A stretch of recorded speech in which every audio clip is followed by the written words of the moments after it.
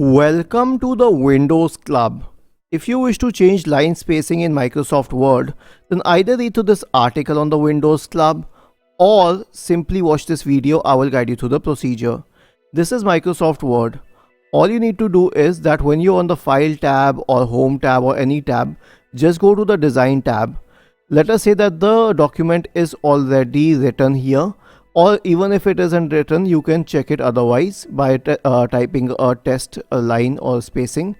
Then in the Design tab, go to Paragraph Spacing and click on the downward pointing arrow associated with it.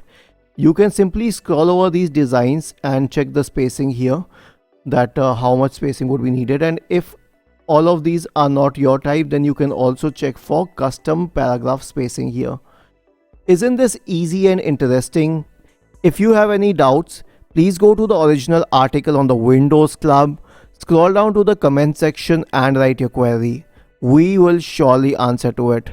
Do not forget to subscribe to the channel. Thank you for watching this video and have a nice day.